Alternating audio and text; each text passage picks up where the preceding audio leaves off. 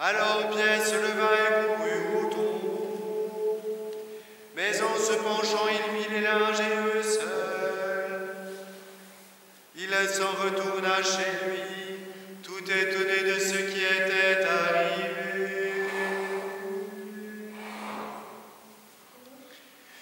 Christ est ressuscité, Alléluia, Alléluia.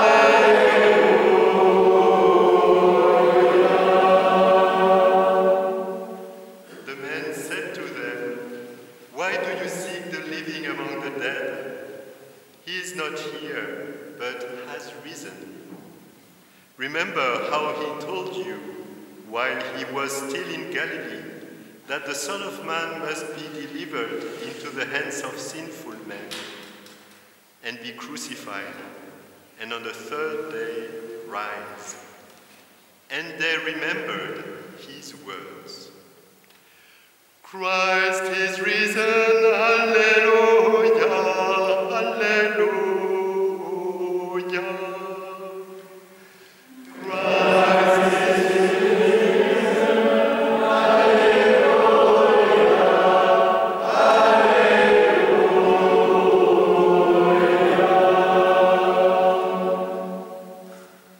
Les dijeron, ¿por qué buscan entre los muertos al que vive? No está aquí, resucitó. Acuérdense de lo que les dio cuando todavía estaba en Galilea. El Hijo del Hombre debe ser entregado en manos de los pecadores y ser crucificado, y al tercer día resucitará. Ellas entonces recordaron las palabras de Jesús. Christus surrexit, Alleluia, Alleluia.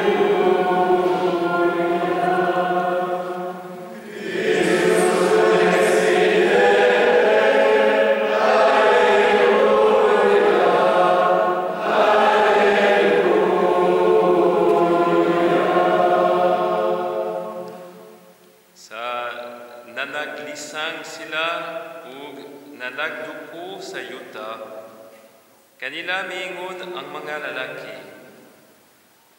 Ngano nga ang buhi anhaman ninyo pangitaa diha sa mga patay.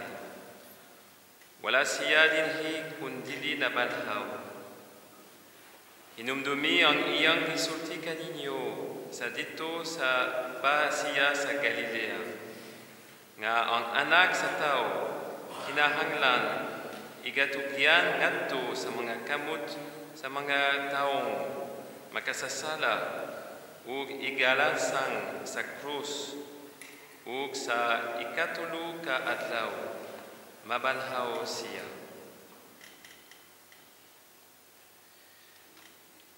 Christus surrexit.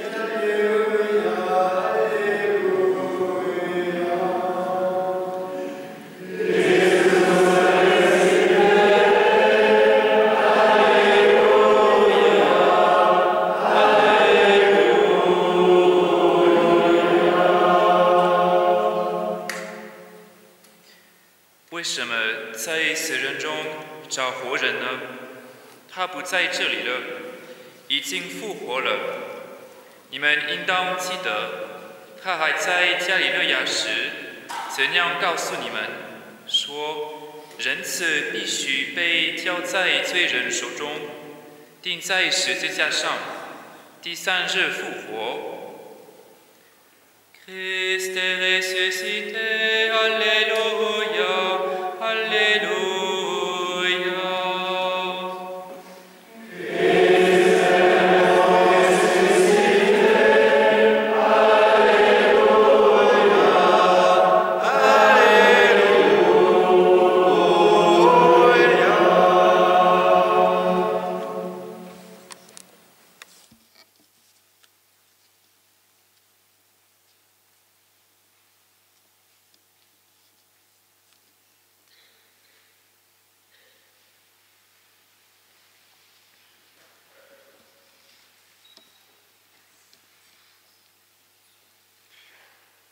Frères et sœurs, nous nous réjouissons que le Christ soit ressuscité. Nous l'avons déjà chanté moult fois en acclamant cet évangile. Et tout au long de notre liturgie, les Alléluia se feront comme de plus en plus forts, de plus en plus convaincants, de plus en plus convaincus. Mais confessons que, comme pour les 11, il n'est pas si facile qu'il y paraît d'adhérer à la folie de l'annonce de la victoire de la vie. Elle est tellement, cette annonce de la résurrection, hors de propos, hors de mesure. Alors, comme on voit bien, la conviction des saintes femmes, et pourtant les femmes savent mettre de la conviction, ne suffit même pas à emporter l'adhésion des apôtres. Alors, frères et sœurs, de quoi avons-nous besoin cette nuit pour que l'annonce de la résurrection adhère à notre cœur en profondeur? Eh bien, comme d'hab, on a besoin de 3 choses. Et la première chose dont on a besoin, c'est d'un tombeau. Eh ben oui. Eh ben oui, parce que c'est au tombeau que les femmes ont entendu l'annonce de la résurrection. Et l'Église croyante a commencé au tombeau de Jésus. On a besoin d'un bon, gros, grand tombeau, bien ouvert, pour que nous puissions déposer dans le fond du tombeau, bien au fond, tous nos péchés, nos faiblesses, nos désespérances. Et pour déposer tout ça, là, tout ce qui fait notre poids, tout ce qui fait nos petites morts ou nos grandes morts, eh bien, il faut avoir le courage, comme les saintes femmes, d'entrer dans le tombeau. Parce que je ne sais pas si vous avez remarqué, mais les femmes, elles entrent parce qu'elles cherchent. Pierre, il se penche dedans, mais il reste à l'extérieur. Alors, comme il reste dehors sans rentrer dedans, eh bien, Pierre, il rentre chez lui et il n'a toujours rien compris. Alors on a besoin d'entrer dans les profondeurs de notre être, dans les profondeurs de notre vieil homme, dans les profondeurs de notre désespoir. Et le Triduum pascal et le silence du grand Shabbat nous ont laissé tout loisir de déposer dans notre tombeau notre vieil homme. Nous avons pu, je l'espère, enfin je vous le souhaite, profiter du carême pour nous rendre compte à quel point nous avons besoin d'être sauvés. Vous savez bien à quoi sert une résolution de carême, c'est à se rendre compte qu'on n'est pas capable de la tenir. Et du coup, nos bonnes résolutions de carême, remplissant leur fonction salvatrice, nous ont permis de nous rendre compte de notre incapacité radicale à répondre à l'amour, de notre incapacité radicale à nous engager à corps perdu dans la réponse à l'amour infini de Dieu. Alors normalement, avec une pointe de désespoir parfois, à la fin du carême, tout notre être, tout notre chair est devenu un cri. Viens Seigneur, ne tarde plus. Voyez, si pendant le carême, nous avons un peu aiguisé notre conscience, c'est pour mieux déposer au fond du tombeau de Jésus ressuscité notre pauvre nature. Et alors, dans ce cas-là, frères et sœurs, tout à l'heure, en renouvelant les promesses de notre baptême, nous allons réellement être engloutis dans la mort du Christ pour avoir part avec lui à sa résurrection. Oui, frères et sœurs, voilà la première bonne nouvelle de cette nuit.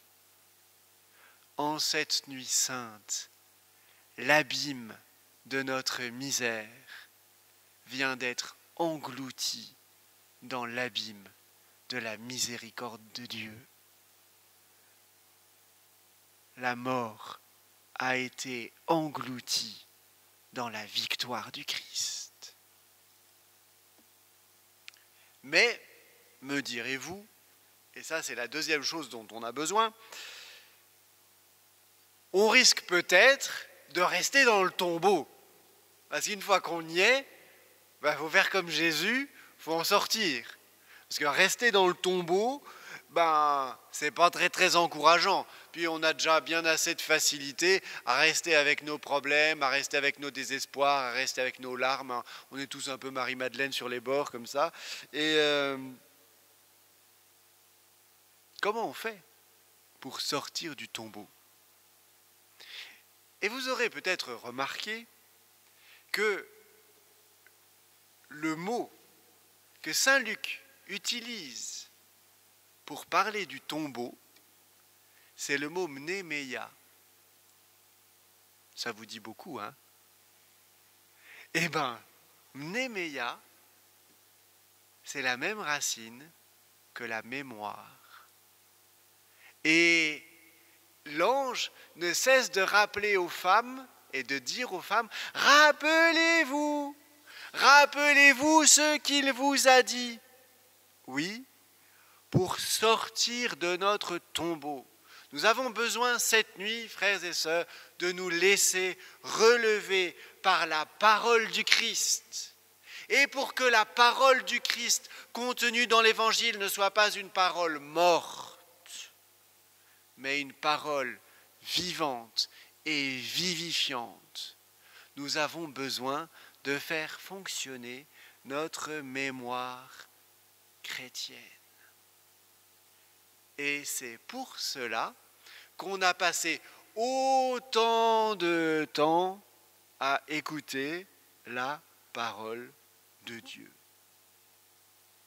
Oui, nous avons passé de si longues minutes à écouter à travers ces 7 lectures l'Esprit de Dieu à l'œuvre dans l'histoire. Nous avons pris le temps de nous laisser conduire en esprit vers le Christ, qui est la plénitude de l'Écriture. Il est l'artisan de la création, il est l'Isaac véritable, il est le nouveau Moïse, il est la source vivifiante, il est la joie de la nouvelle création.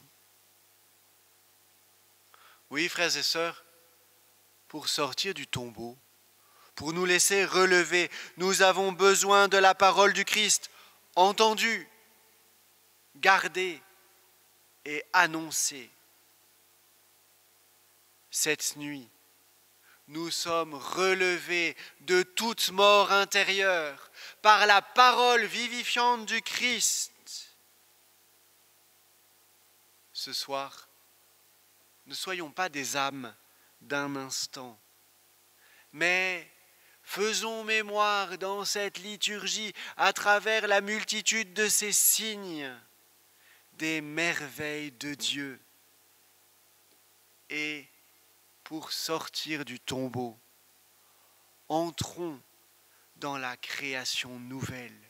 Entrons dans l'aujourd'hui de Dieu qui nous dit à chacun de nous, tu es mon fils bien-aimé, tu es ma fille bien-aimée, en toi j'ai mis tout mon amour. Alors, je vois bien que ça ne vous suffit pas, mon affaire.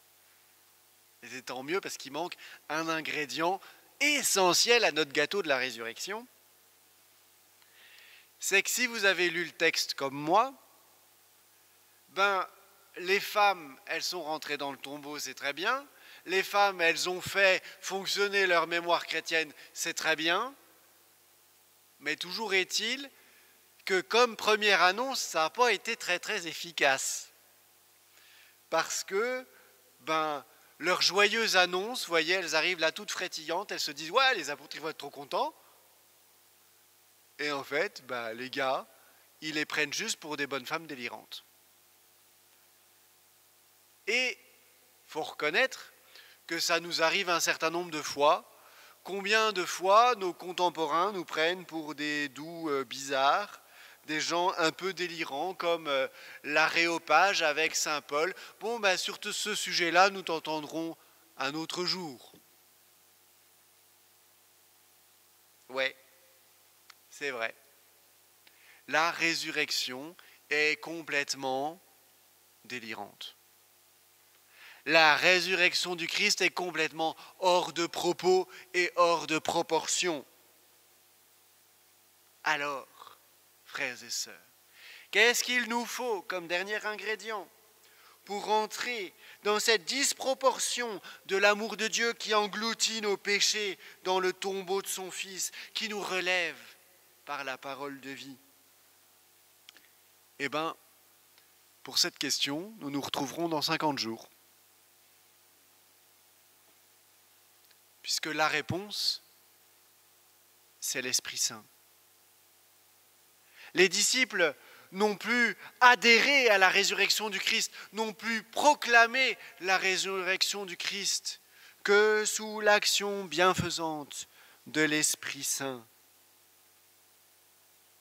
Nous sommes incapables de confesser Jésus ressuscité, sinon par l'Esprit. Et nous savons bien que c'est l'Esprit Paraclet qui est la mémoire de l'Église. Nous savons bien que c'est l'Esprit Paraclet qui permet aux disciples de se souvenir de tout ce que le Seigneur leur a dit, et que c'est l'Esprit Paraclet qui nous conduit dans la vérité tout entière. Il est la mémoire de l'Église. Il est Seigneur et il donne la vie. Et c'est pourquoi le Saint-Esprit est omniprésent dans notre liturgie de cette nuit.